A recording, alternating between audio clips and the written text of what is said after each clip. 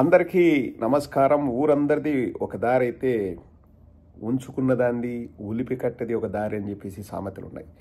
ఈ talcum powder వంశీగాడు అంటే తనకు తానే నన్ను మెట్టుతో కొట్టండి, నన్ను బూట్తో కొట్టండి, ప్లీజ్ నన్ను మెట్టుతో కొట్టండి, తొందరగా కొట్టండి, ఆ మెట్టుకి ఏముంది ఏమీ లేకపోతే ఏదైనా అద్ది కొట్టండి అని చెప్పేసి వాడికి వాడే అడుక్కుంటూ ఉంటాడు.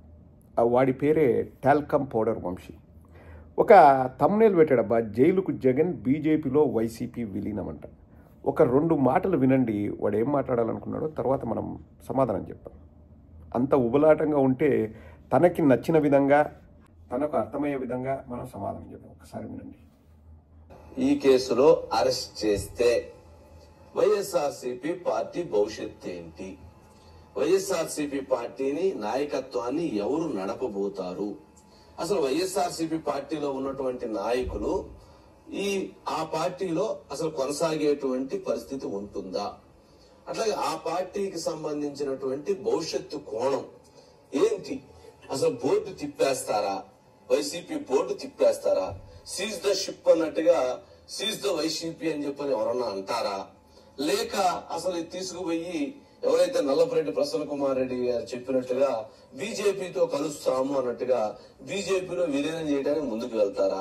బీజేపీ, టీడీపీ, జనసేన కలిసి ఉన్నటువంటి నేపథ్యంలో అందులో లోకేష్ గారితో, మోడీ గారితో లోకేష్ గారి మీటింగ్ 2 గంటలు జరిగిన తరువాత వైఎస్ఆర్సీపీ పార్టీ నాయకులకు, ముఖ్య నాయకులకి దాదాపు 48 గంటలుగా నిద్రలు కూడా లేవంట.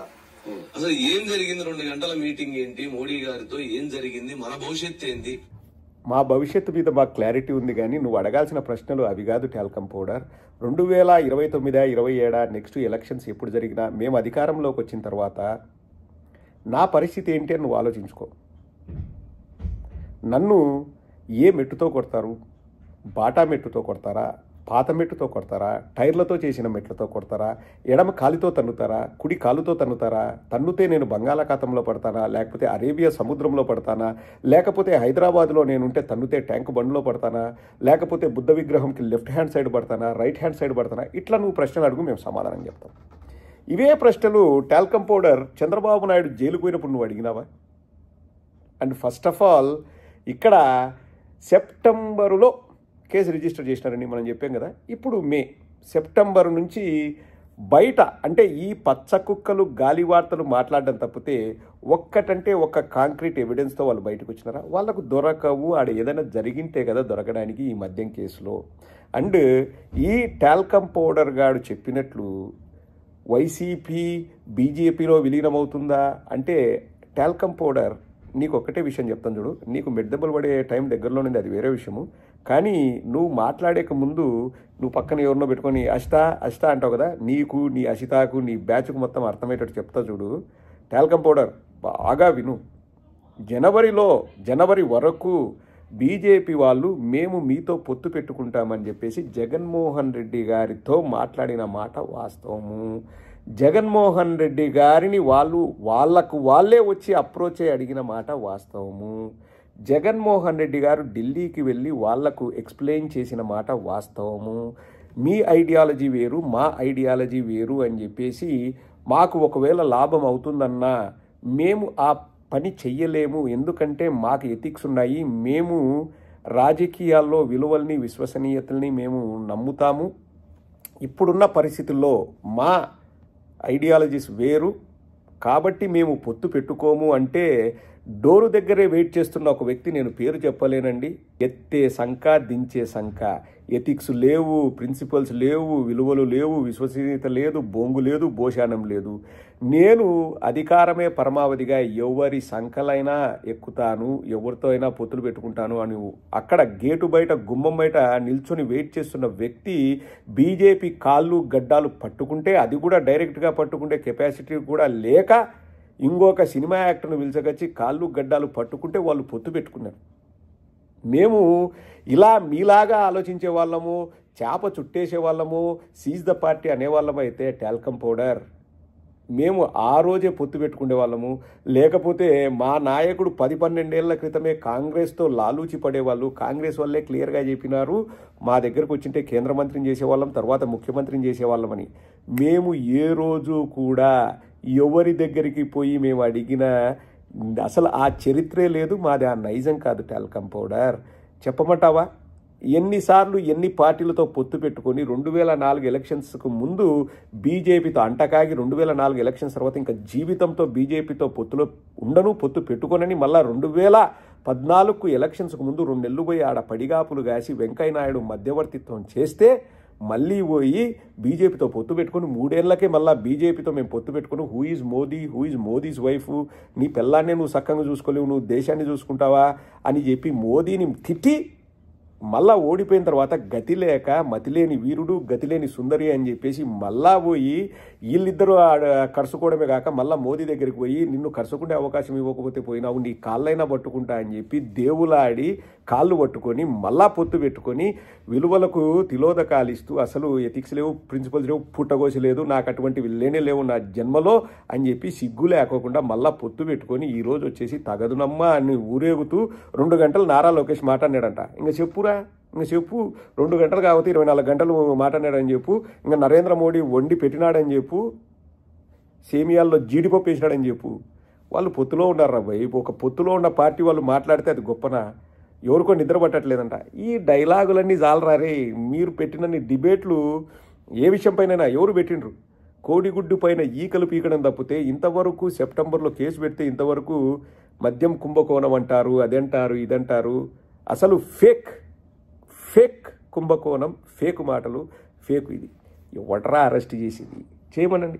అరెస్ట్ చేస్తే ఏమవుతుందో వాళ్లకు కూడా బాగా తెలుసు. ఇంకా మేము ఇంతకంటే ఎక్కువ రెచ్చగొట్టే ధోరణిలోనో బెదిరించే ధోరణిలోనో నేను వ్యక్తిగతంగా నేను మాట్లాడలేను. ఎందుకంటే రాజకీయాల్లో రండిరా చూసుకుందాం, తేల్చుకుందాం, ఈ మాటలు అవి బాగుండవు, అవి ప్రజాస్వామ్యంలో మంచిది కాదని నేను మాట్లాడిన తప్పితే మరి మీరు జర్నలిస్టులారా? మీరు జర్నలిస్టా? నీకెందుకు అంత బాధ? టాల్కమ్ పౌడర్ వైసీపీ ఉంటుందా పోతుందా? ఒకవేళ ఏదైనా డిసైడ్ చేయాలంటే అది మేము డిసైడ్ చేసుకుంటాం కదా. నువ్వు సంకల్ నాకేది ఎవరిది? చంద్రబాబు నాయుడు సంకల్ నాకుతావు కదా, పోయి నాకు. నిన్ను ఎవడు దేకేవాడు లేడని ఇటువంటివి పెడితే తప్ప మమ్మల్ని చూడరని నీ తాపత్రయం మేము అర్థం చేసుకోగలం. ఇంత నేను వీడియోలు చేసినా కానీ నాకు కింద కామెంట్లో చాలా కామెంట్లు వస్తాయి, ఇప్పుడు కూడా వస్తాయి. అన్నా వాడు ఒక వేస్ట్గాడన్నా, వాని ముఖమే మేము చూడలేమన్నా, వాడిని ఎందుకన్నా నువ్వు మళ్ళీ తీసుకొచ్చి వానికి ఎందుకన్నా నువ్వు బిల్డప్ ఇస్తావు, లేకపోతే వానికి ఎందుకన్నా నువ్వు ఛాన్స్ ఇస్తావు అని చెప్పేసి నేను తిట్టినా కానీ దాన్ని వాళ్ళు బిల్డప్గానే అనుకుంటున్నారు. ఎందుకంటే మీరు కోరుకుంటేది అదే కదా. మమ్మల్ని తిట్టినా, మమ్మల్ని వెదవలని అనుకున్నా, మమ్మల్ని పింజారి వెదవలు అనుకున్నా, మమ్మల్ని అడ్డగాడిదలు అనుకున్నా, మమ్మల్ని బురదలో దొరలే పందులు అనుకున్నా కానీ మేము స్టిల్ ఇటువంటి జర్నలిజమే చేస్తాము, మాకు సిగ్గుశరం లేదు, పైకి కోట్ వేసుకుంటాం కానీ లోపల అన్ని వదిలేసాము అని చెప్పేసి మీరు జర్నలిజం చేస్తారు. కాబట్టి మా వాళ్ళకు కూడా అసహ్యం మీ ముఖాలు చూడాలంటే.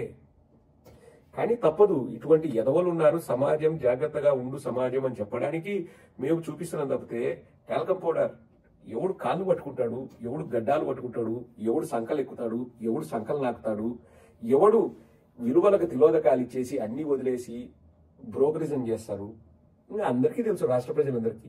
ఈరోజు నువ్వు వచ్చేసి నాకు మెట్టు దెబ్బలు కావాలా, నాకు మెట్టు దెబ్బలు కావాలంటే కొంతలోనే పడతాయి, మెట్టు దెబ్బలు పడతాయి. మా దగ్గర నుంచి పడకపోయినా ప్రజల దగ్గర నుంచి పడతాయి.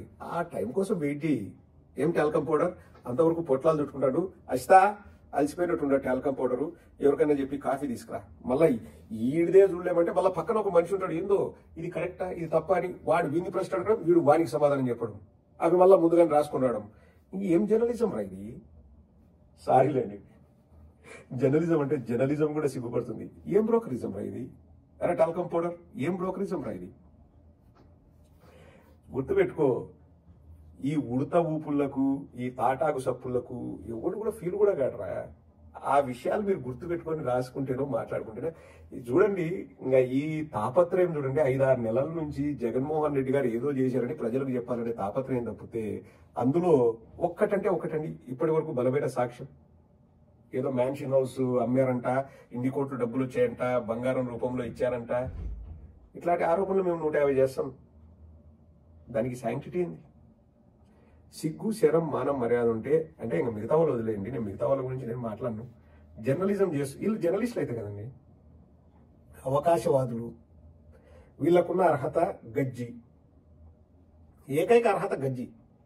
ఈనాడు గజ్జి, ఆంధ్రజ్యోతి గజ్జి, TV5 గజ్జి, ఈ మహాన్యూస్ గజ్జి. వీళ్ళకుండే అర్హత గజ్జి తప్ప ఇంకా వేరే ఏముంది చెప్పండి? ఇంకా ఏది ఏమైనా రాజకీయ నాయకుల కంటే రాజకీయ నాయకులు రాజకీయం మాట్లాడచ్చు, రాజకీయ నాయకులు వాళ్ళ పార్టీని సపోర్ట్ చేయొచ్చు, రాజకీయ నాయకులు అవతల పార్టీ వాళ్ళని విమర్శించవచ్చు, అది రాజకీయంలో ఒక భాగం.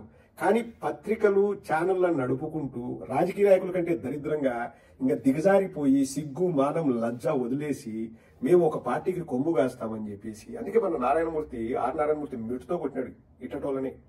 ఇంకా కరపత్రాల కింద తయారైన ఇవన్నీ మారాలని చెప్పేసి స్టేజ్ మీదనే అందరూ మిగతా వాళ్ళందరూ చూస్తుండగా ఏకి పడేస్తాడు.